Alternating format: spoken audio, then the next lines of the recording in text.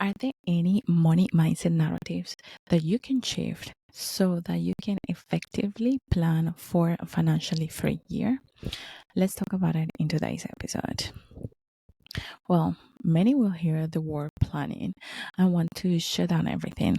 I mean, this may actually you hear planning, money planning, and then your body gets stiff, your mind is like, oh, what is gonna happen? And you had some different experiences in the past that it's recreating the unpleasant feeling of planning as soon as you hear that word. But what if I tell you that there is an interesting, sexy way of planning to have your financially free year that actually will carry you through all the efforts you're doing with your business? Let's dive deeper in today's episode. But before we start, let me remind you that the doors for the program that is designed to walk you through the step-by-step process to go full-time in your business and create financial freedom are open until the 12th of January. And quite frankly, we are not certain they're going to be open again. So this may be the last chance that you have to get into this program and really walk with the step by step that you need to know so that in 2024, you are ending with a financially free business and the process on how to keep it and how to maintain it. So if it is a New Year's list, if in your New Year's list is to scale your business to the point where you can make it your full-time thing, your full-time income, and create some financial freedom with it, then go to themoneymindset.com and save your spot now. Okay. So as a finance person, I get when you don't find attractive to plan out numbers. Like, I absolutely get it. And how could you, if we have made it as an industry, as a society, as generations after generations, we have made it for such a long time a huddle, like something that is painful, something that just shows what your flaws are, where you're lacking, something that it is most of the time used to quote unquote judge and to quote unquote correct the way. So if you need to correct the way, it means that you have done something wrong before. I mean, financial planning traditionally has been used in a way that doesn't make it attractive. So I cannot blame it on you. I get it. I understand. Because instead of being this pleasurable, expansional thing, they have made it seem that it's a judgment and a tool that you will only need when you are going through kind of like square quote unquote business. Like if I take all of the understandings that I have seen people to have with financial planning and I kind of put a drawing to represent those understandings, I imagine a square with little inside the squares that the moment that you move one line, you completely ended up doing something wrong and you see the squares and you're like, what the hell did I do? I don't even want to touch that. So it's kind of like, even it's scary. But I remember the first time I sat down with a client and walked her through her planning, her financial planning. Literally, her mouth was wide open. And she went like, Ale, how did you do that so easy? And the truth is that I have always found pleasure in planning. I mean, this is not new. I have always found it a pleasurable thing to do. I was the one that would play to be the planning assistant of my parents when they were working. And on that desire, on that pleasure, on that joy, I found what most people is lacking when it comes to money and finances.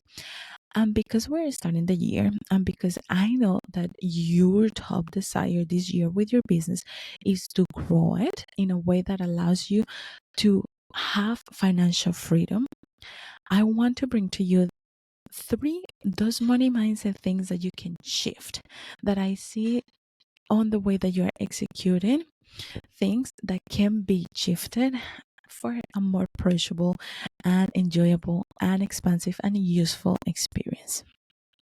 And in the next episode, maybe the next one or the after this one, I will walk you through exactly what is the planning I am doing inside of the hub, inside of the Money Mindset Hub, to start the new year, making sure that I'm setting up my business for the $1 million in 2024 that we have set up as a goal, financial goal inside of the hub for this. So on top of the list of the Money Mindset James, the first one is I do not see financial planning as a constraint. Period. End of the story. I see it as a tool of expansion. If one thing I've learned since I was 12, when I went through bookkeeping high school, was that all of the tools that I learned and that I use with money are always for my expansion. Bookkeeping allows me to expand on what I am in alignment with, the ways that I'm investing, reinvesting, receiving money. So it always allows me to expand on my alignment. Financial planning allows me to expand on the perceived barriers that I have at the moment when I do the planning and gets me excited for what is coming. Literally, when I sit down to do a money planning, I don't sit down to count what I've missed. I don't sit down to count what I don't have or what I'm lacking, because I am never lacking. I literally sit down to really see it from a different perspective. I have set up a goal for myself, for my business, and in that money planning, I'm just calculating the resources it needs to fuel my goal, the time frame I may be looking at, and that there is one important thing that I add in all of my financial planning always, and it's milestones. So it's kind of like the gates or the signals that indicates me when it's time to invest in something different, that will get me closer to the goal, and when it may be prudent to wait. So that to me is one of the most effective shifts that I have transmitted to all my clients, because when you sit down from the different perspective of I am going to see what are the resources that I need, what is the time frame that I'm looking at, how I'm gonna make this happen, because I can make this happen, how I'm going to make this happen, you start to see things that you otherwise wouldn't see. If you just sit down to say what you're lacking, you only will find things that you are lacking. Your mind only can focus on one thing at a time. And if you are focusing on what you're lacking, well, it's going to show you more of what you're lacking. But if you're sitting down and seeing what you're expanding with your money planning, what you're expanding based on your goals in the milestones, if you sit down to say that, it's a completely different story. Number 2, I always follow the financial freedom strategy. And I talk about this on detail inside of the Money Unleashed, the free experience that I hosted last week. And I explain all of the process. What is really this financial freedom process or strategy? And you can get into the experience now for only $9.99. It was free last week. If you missed it, it's still so much value. I mean, I still don't believe that I give it for free. And it was like 60, 70 people took advantage of it. But now you can get into the experience for only $9.99. If you go to themoneymindset.com/money. But if I'm going to draw a financial session, I am following a path and a flow that I know to be the one that entertains and bring. But if I'm going to draw a financial session, or if I'm going to draw financial planning, I'm following a path and a flow that I know to be the one that entertains and bring to me the financial freedom or the financial goal that I'm looking for. Because I don't plan from scarcity, I plan expansion. Then I follow an expansive process. If I were to sit down to do a financial planning with this framework, I will put literally in a silver plate everything for my mind to take over, and with it a lot of those narratives that are not useful have like a free permit to go around. So by following the process, by knowing whether I'm planning for stage number 1 or stage 2 or stage 3, it gives me the exact path I need to focus on expanding. And where focus goes, energy grows, and your expansion really gets in there. So there so far two things that I do completely different that really brings in the joy and the pleasure on financial planning. Number one, never see it as a lack, always see it as an expansion. It's my expansive moment. And number two, I follow the process that I know to be the one that will get me there. So I don't need to be thinking, okay, what is next? What do I have to do next? What if I want to accomplish X, but how do I get there? Because I have literally the framework. So I'm already telling my mind, this is easy. Just follow it. You don't have to spend extra calories because this is literally the conversation that I can imagine the cells on your brain having. You don't have to spend any more calories. This is a framework. Just follow it. And it just feels so much lighter and easy to do it that way that, believe me, when you adopt this, it's going to be a game changer. Number 3, I make sure to set up my intention with the energy, time, and thought it deserves it. And I'm going to say this one more time. I make sure to set up my intention with the energy, time, and thought it deserves it. Because it is intention what is going to bring in the results and the transformations.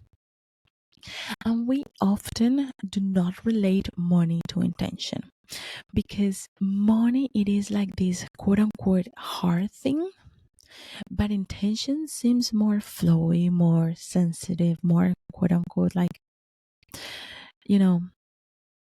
people call it intangible. That's the word, right? But intention is what moves every human's behavior. If you're hungry, your body sends signals so that you intend to eat. If you're sleepy, your body sends signals so that you intend to sleep. If it is a summer day and you are super hot and there is a good ice cream shop with the most refreshing ice cream that you have ever tried, your body sends signals so that you intend to do something. That's what we call motivation, right? So everything starts with an intention. And that's why I walk you through the potent exercise of intention drafting in day number 1 inside of the Money Unleashed to craft this and to really give it the time, the thought, and the energy that it deserves. So what is your intention? What is that financially free year will bring to you? How you're approaching it? What is it that you're intending to have with the amount of money that you have in your mind right now? So there you have it. 3 shifts that completely makes a financial plan the best option for you to create a financially free year in a pleasurable, sexy way.